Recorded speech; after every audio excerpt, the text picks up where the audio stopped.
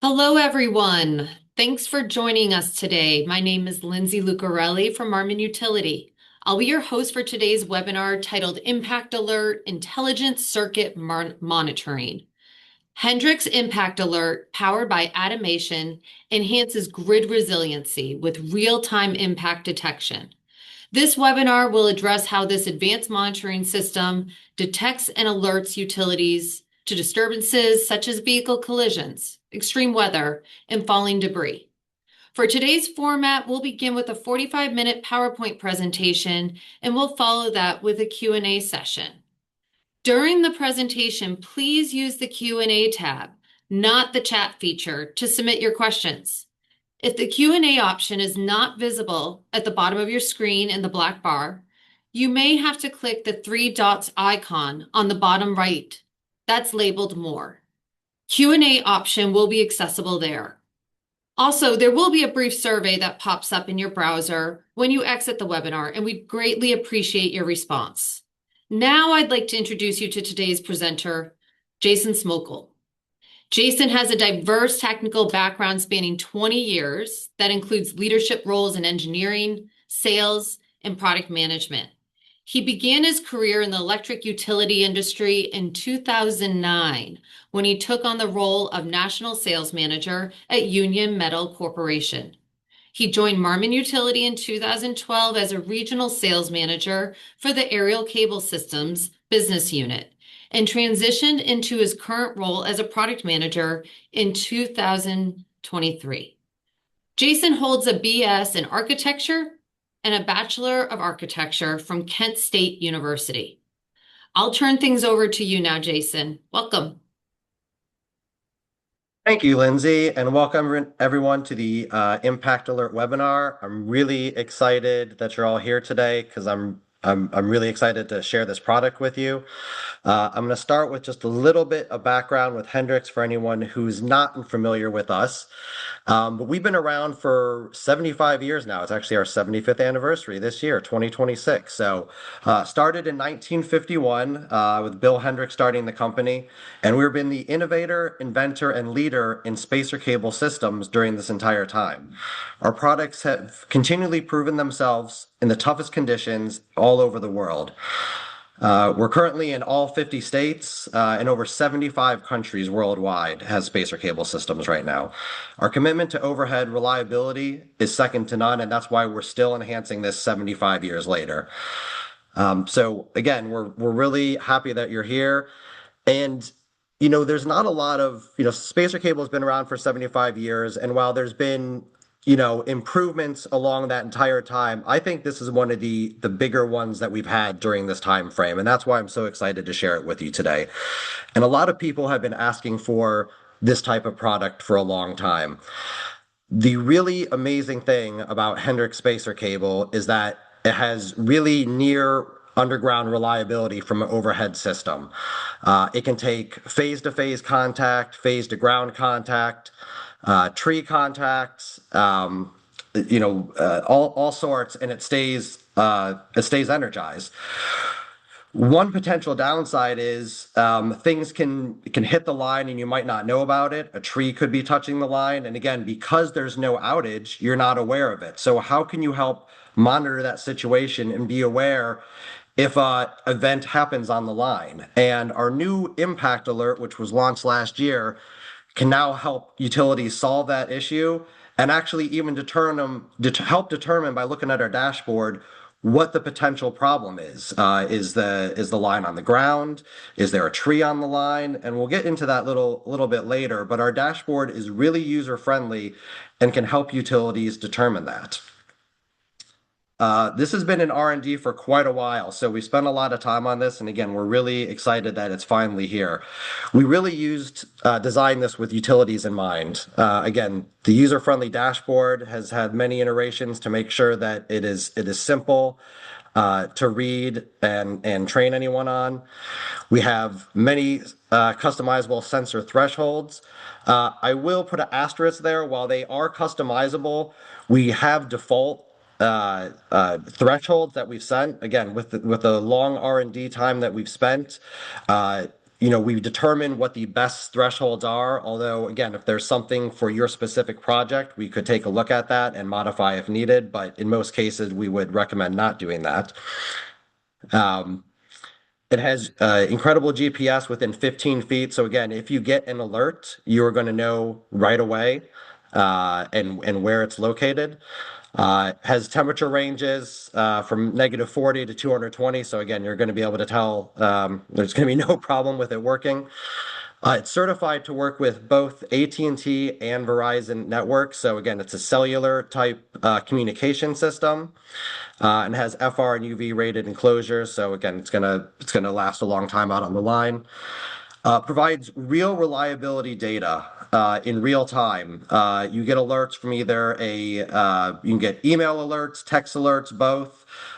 There's no limit to the amount of people that can get these alerts. So again, if you have your supervisor, foreman, and your team out there, again, you could have three people getting alert or multiple or even more. So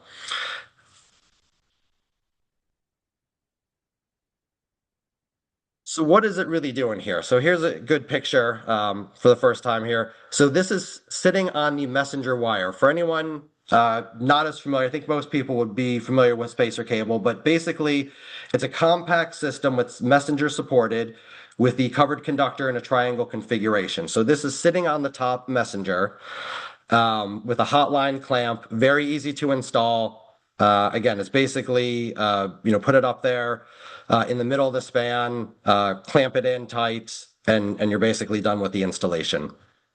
It's self-contained and battery powered, and it senses its environment. We'll get to that in a little bit.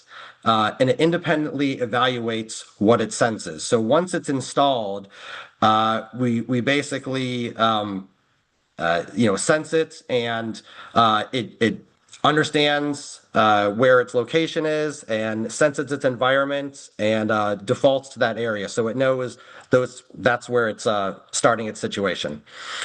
It only communicates the most important information, and it decides if that requires communication.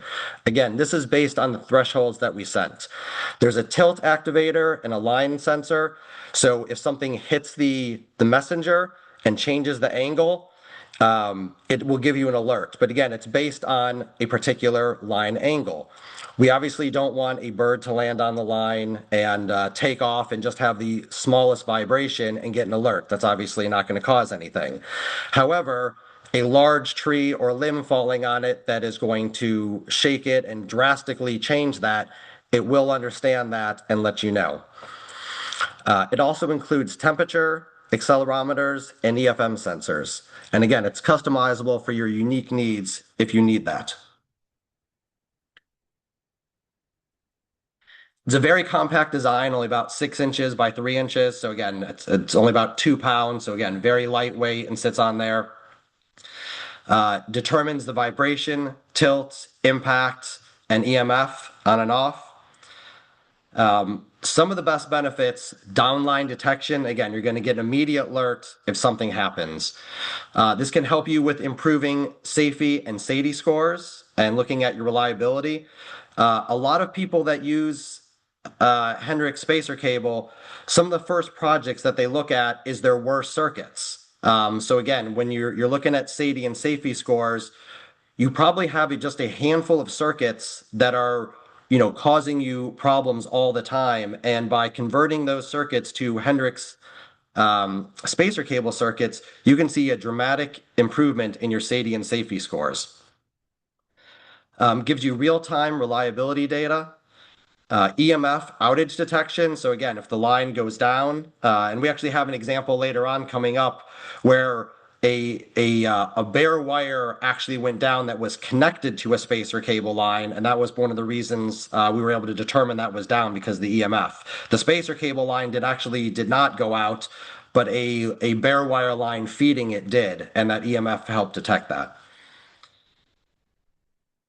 Um, this is really good for remote circuit monitoring. We have a lot of projects, in areas that, are out in rural areas that are not detected all the time, are not monitored all the time.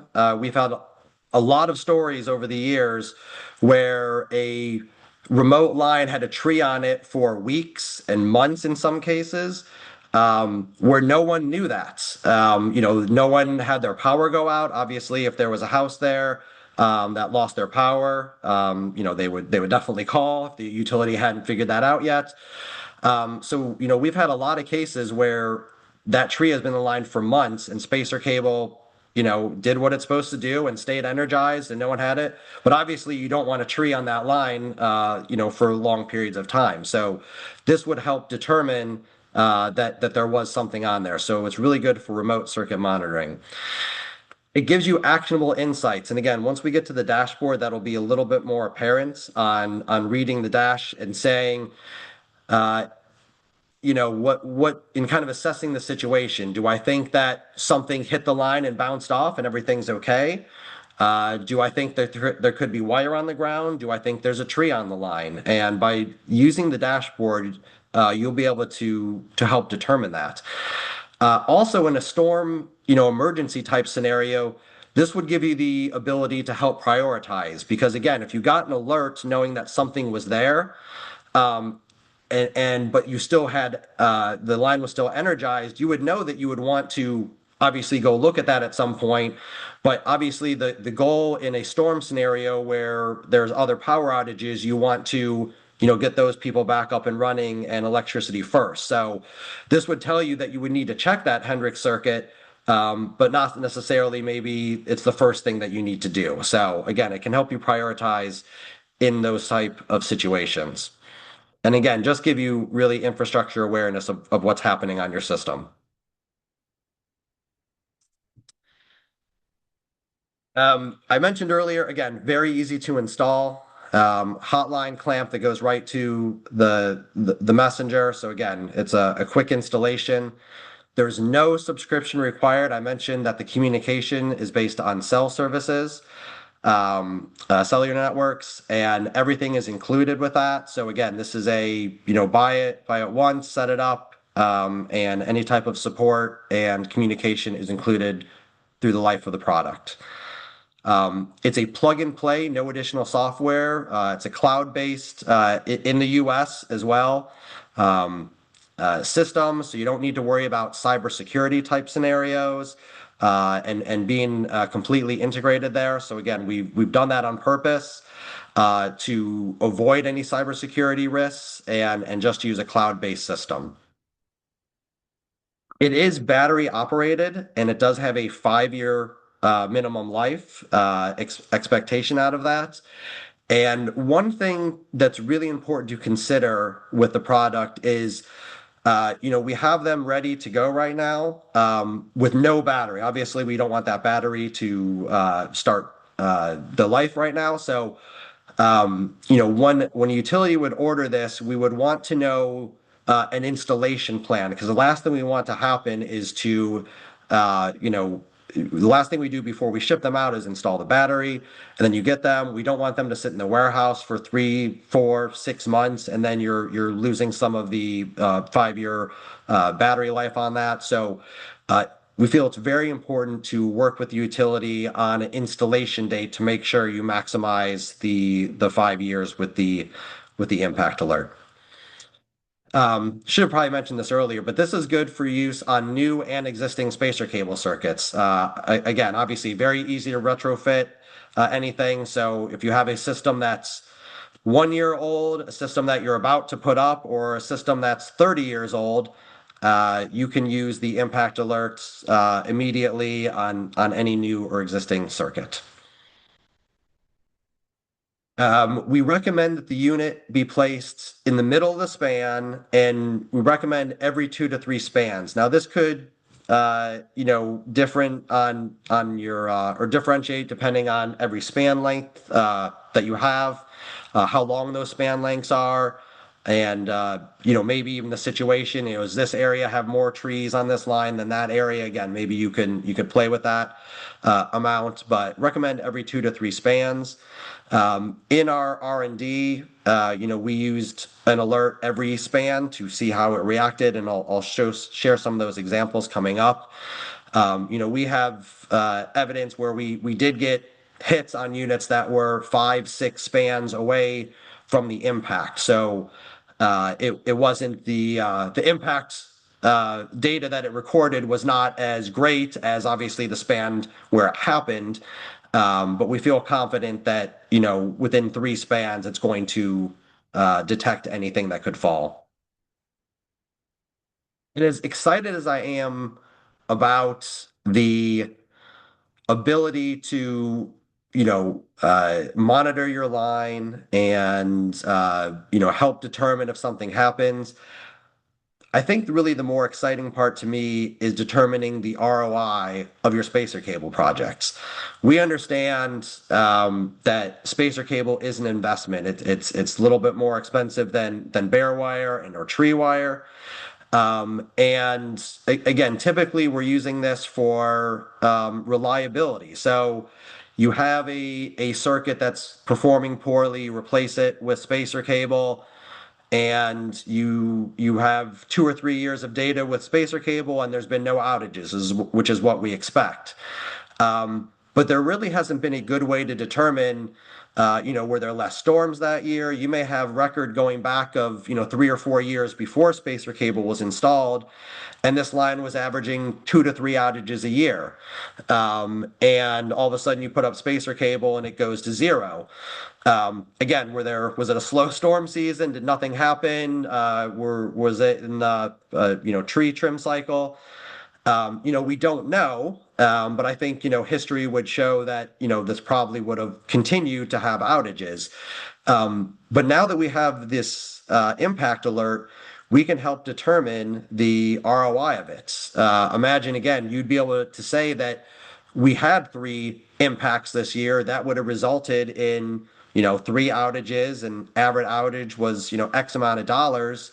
And you can see that payback of the additional money that you spent on spacer cable to increase your reliability. So I think that's actually a more powerful part of this tool. I mean, the monitoring the circuit is obviously very crucial and something that our customers have been asking for a long time. So again, I'm so grateful that we're here today to offer that. But I think the ability to look at an ROI perspective of spacer cable is also equally important.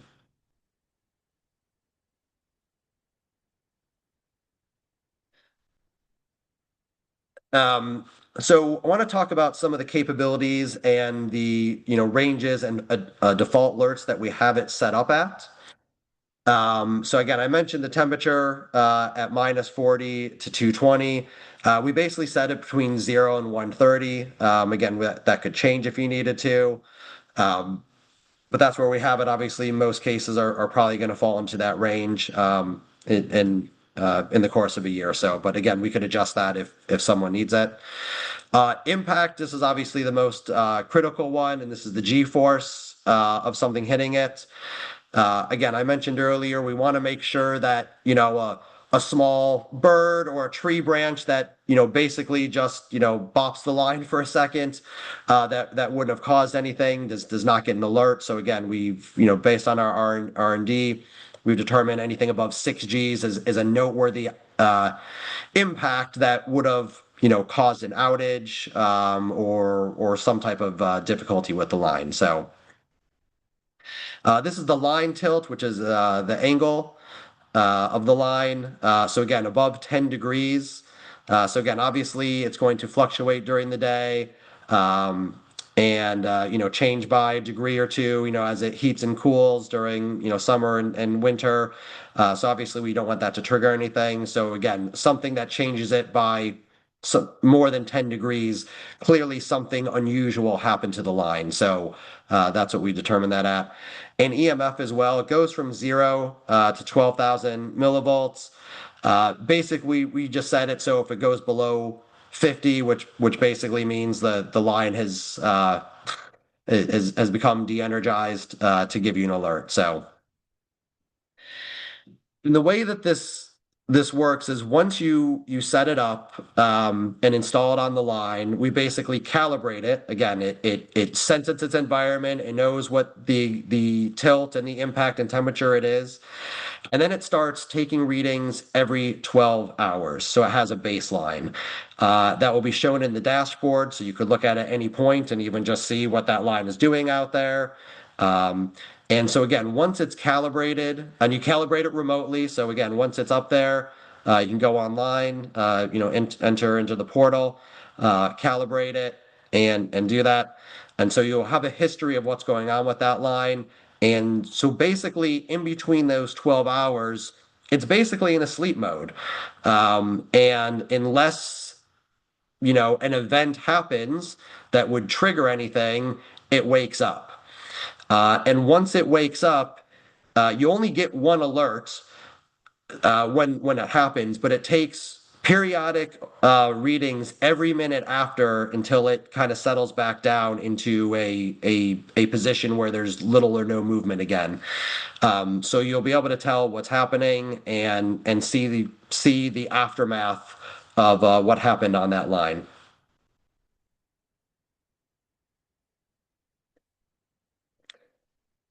Once again, it's real outage prevention data, which is something that I'm really excited that we're able to do and to share with the utilities. Really knowing what's going on with your line, how your money is being spent and what that payback is, and how it's helping your customers from a PR perspective and a financial perspective, I think is really incredible. So, determining the ROI for the spacer cable systems and being able to uh, remote monitor some of these lines and give you prioritization on when events happen is really the key here.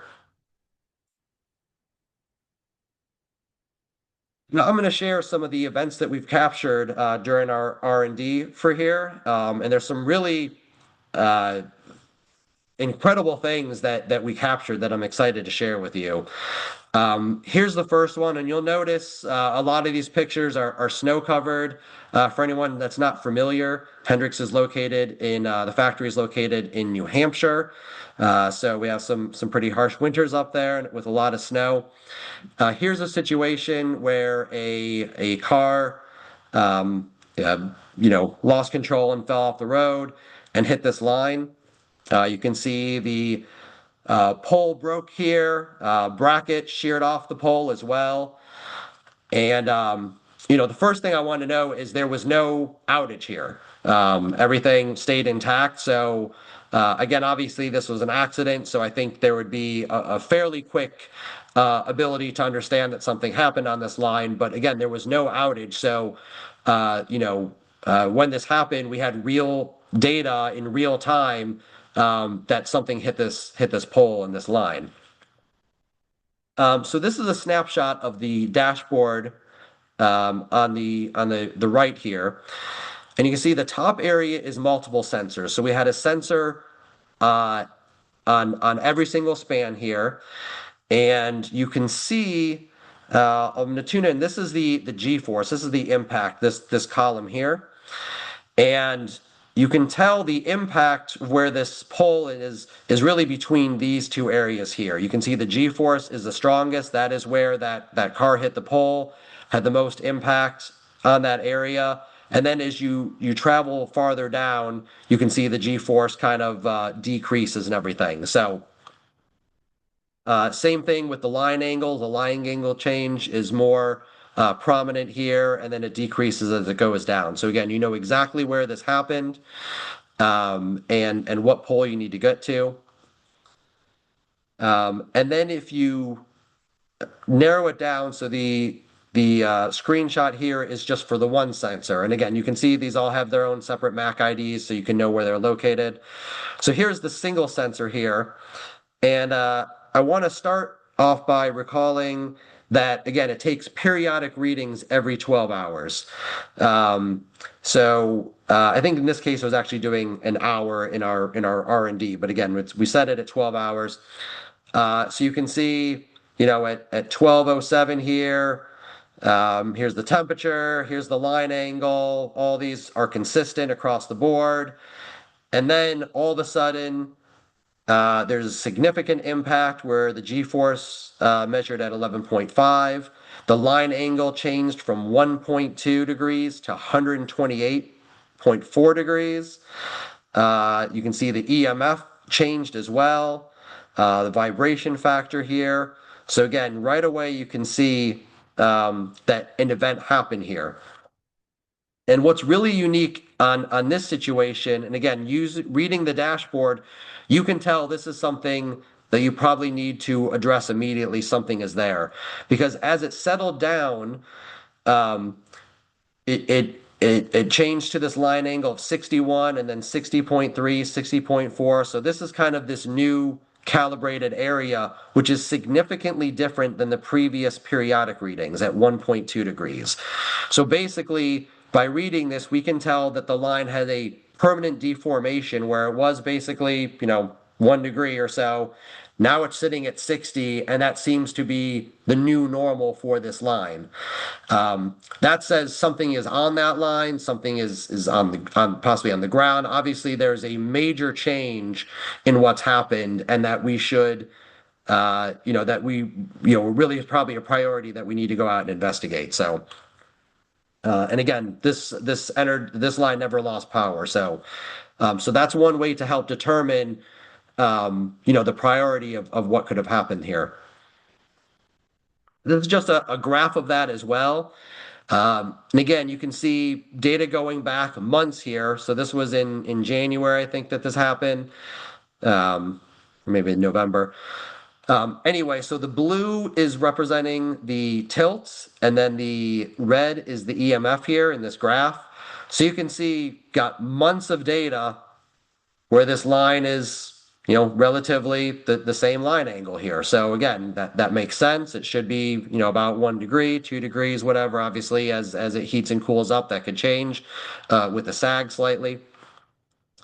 But again, nothing abnormal here. And then you can see the blue go here, and that's where the impact is. It was bouncing up and down, moving back and forth, and then settling at this position here. So, and again, the EMF as well. And this is actually when this area here is actually when they de-energized the line, we went to zero here to fix it. So it's still recording the dashboard. Once they had the line, the new pole up and the line put back up, the impact alert, I don't know if it came off, but it was reinstalled, and then you just recalibrate it again. So it goes back to its new normal of the 1 degree or plus or minus whatever it is at that time. And again, you can do that all remotely once everything is fixed. Recalibrate it, has its new normal, and then it'll go up and do its thing. So. This, I think, is a pretty incredible event that would have never been picked up without the impact alert. And what happened here was, again, lots of snow you can see piled up here. And I want to point out, it might be hard to see, but you can see there's some damage on this pole here. What happened was there was a snowstorm, and the snow plows were out. And snowplow obviously got a little too close to this pole as he was clearing the road here and clipped it. And I feel pretty confident that the snowplow driver did not self-report him hitting this pole to the utility or anyone else. So, and in fact, he may not have even noticed it. So either way, it was not able to. We weren't aware of it. However, the impact alert picked up on that vibration and the bump. It was big enough from the snowplow. Again, we have multiple sensors up in the on the top area where you can see the G-force hit from when the snowplow crashed into the pole there, and the angle. The line angle changing as it was, bouncing around from the impact. And then as we move down here and look at one sensor, again, here's our periodic readings of what's going on out here. And then in this case, you can see you get the trigger. the trigger event, went up to 11.7 Gs, the line angle changed. But afterwards, you can see these post-event readings, it kind of went back to the same. The EMF went back to basically the same.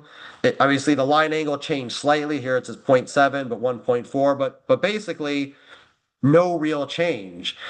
So again, there was no power loss. And in this sense, when you look at the dashboard, you could probably prioritize and say, hey, it's the middle of the night. I got this alert. Looks like everything's settled down and is okay. I probably don't need to drive out right now, but probably makes sense to do, tomorrow again. So it can help you prioritize. Does this need immediate action to go out and look at this? And in this case, you could argue that it didn't because looks like everything happened or everything went back to normal. The same scenario could happen if a large tree branch, fell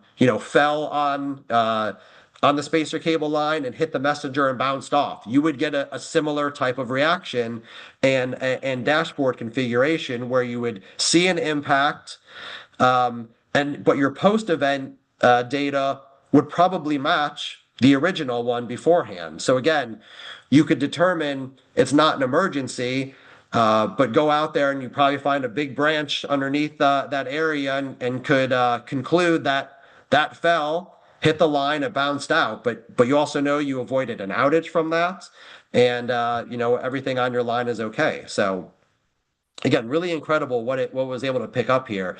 And again, this utility would have never known that this pole was compromised, needed to be replaced without that sensor. I mean, they could have seen eventually if they drove by it, but we don't know what kind of time that could have been. So this could have been a long time before that pole was actually replaced when it really needed to be replaced sooner than later. So again, the utility was really happy that it picked up on that. Here's another scenario. Um, and this is actually unique because it wasn't a Hendrix line that was impacted.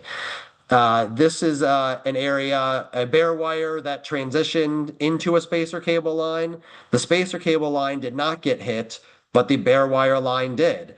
And obviously, it did actually pick up on some of the vibration from it, but more notably, the EMF dropped as well. So again, because there was an outage. So um, the utility did know that in advance because it was a bare wire line with their system. But again, the impact alert picked up on it as well. And again, you can get text alerts, email alerts. So again, here's a kind of screenshot of alert that you could hear. This was at Liberty Utilities in Pelham, New Hampshire. So it gives you what happened. Here's the information, and then log on to the dashboard, and you can look at the data that was captured and compare it to what was there before. So. Again, I'm going to kind of go over this quickly because it's kind of a repeat, but again, another area of the dashboard. Um, Showing, let's see, this is the same line, this is the same sensor up here. So again, you can see the trigger event, and then, where it went to afterwards. So, but again, really, really cool way to look at that dashboard and help determine what happened, is it a priority, and how do I want to manage the situation. So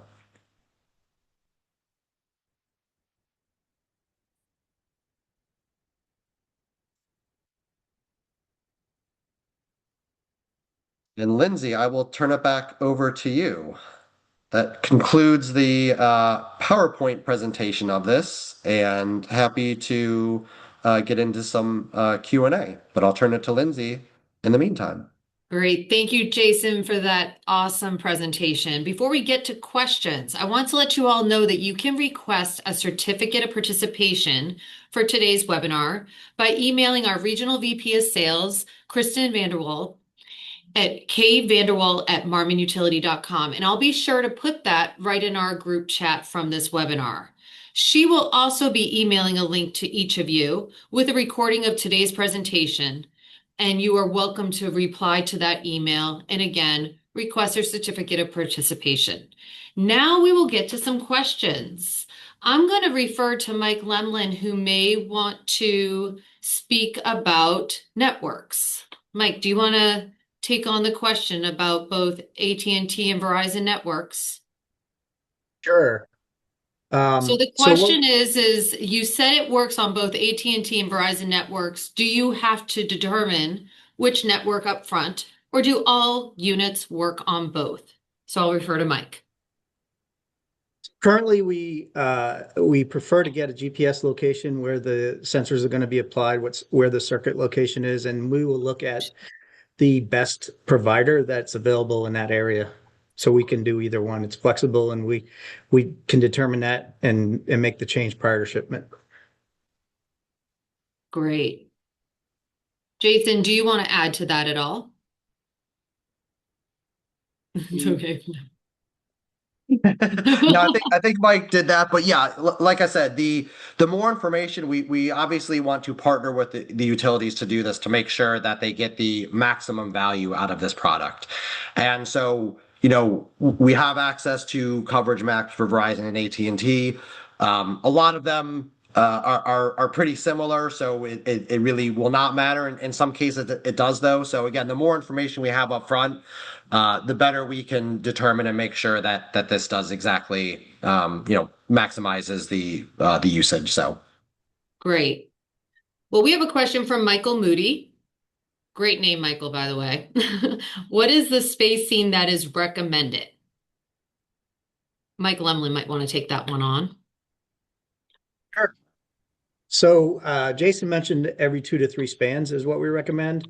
But again, if we know where it's going, we know what the circuit looks like, um, and if it's going through the middle of a field, we probably can skip more than 3 spans or more. As you saw in the data that Jason presented, the messenger is very strong and it's resilient in it. And when it gets hit, that vibration goes a long way down the line. So that's why 2 to 3 spans is recommended. But again, if we know that you have traffic issues, and even though you don't have tree cover, but cars hit the poles a lot, we would want to put some in that area to make sure that we would capture that immediately. But as we get circuit data, we will look at it. We could help you decide where you need them, what's the optimum locations. Great. we're happy to review any project specifics with you to help determine if yeah, we think we can go to 3 to 4 spans, or if we want additional ones, again, because there's a high um, a high opportunity for impacts because of, again, cars, trees, whatnot. Do we want additional ones there? So Sure. So Ted Gardner is asking a great question that I think is on everybody's mind when we're thinking about batteries. We've had a few questions that immediately went into how long is that battery life? We know it's 5 years. What about the replaceability of the battery? sure, I'll take that. I mean, yes, technically you can, but what we're telling people is, after 5 years, it's going to be, you're really going to want to replace it. I think we're all aware of how fast technology moves. So, in 5 years, we believe that, there'll be a second generation impact alert that's bigger, better, stronger, may have more features. So at that point, we are going to recommend to replace it, because again, we just believe that technology will be that much different. So So not just replace the battery, actually replacing the unit is the optimal choice based on where we're going to go with the innovation. correct. Perfect. Perfect. So we have a few more moments for other questions, so I'll let people come back into that Q&A again in the bottom right-hand corner of your Zoom screen. There's a black bar, and if you don't see an icon that says Q&A, I invite you to look at the circle with 3 dots inside with more underneath, and you can click there and send us your questions. In the meantime, let me look at what about support? What if someone needs help? How do they get help once they're in the field with our products? Sure. Again, we mentioned that this, we expect a minimum 5-year life out of this. We're going to provide all the help and support you need during that entire time. We're going to train you on how to use the dashboard and calibrate it and set up, usernames and everything for you. So that's all included.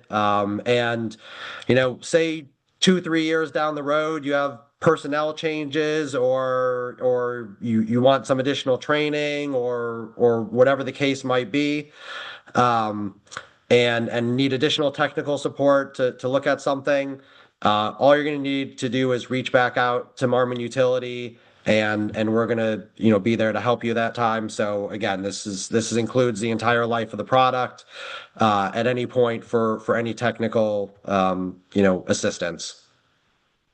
And I'm going to add our email support@marmonutility.com right into our group chat for this webinar for quick reference, if anyone should need to refer to that now or in the future.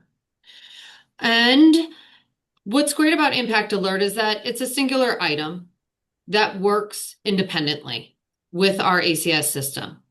But what about a utility group that may already have some other integrated technologies? Can the data be integrated into an existing outage management system?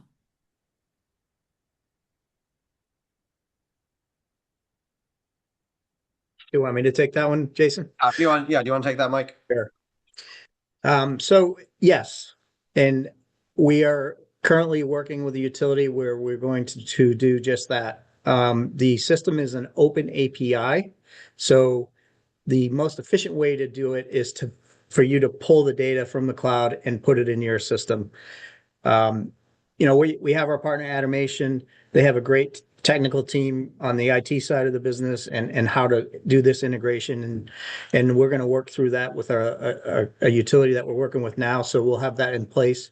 But anybody who wants to do that, we're open to do it, and we will work with you and partner and get it done. Great. Now, TreeWire. We know that Impact Alert is a fantastic complement to our ACS system. Can this be used on TreeWire? Current format, it cannot. The main problem is the connection and dielectric compatibility. So you can see on the picture on the screen, we're using a hotline clamp that bolts, connects to the messenger there.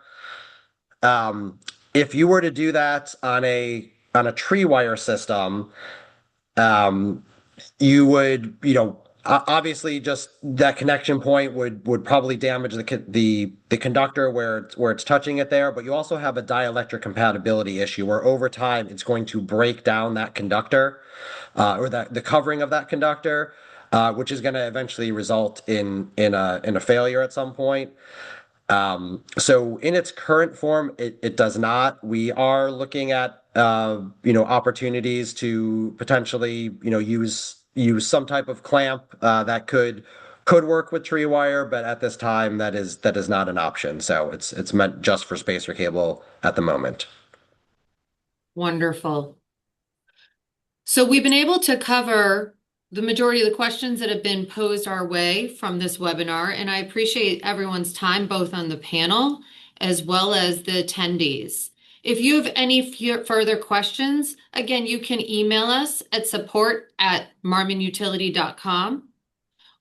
Also, Krista Mandewall will be reaching out with our PowerPoint presentation as well as a recording of this webinar for you to refer to at any point in time. We wish you all well and have a great day and a great afternoon. Thank you, everybody. Thank you. Thank you, everyone.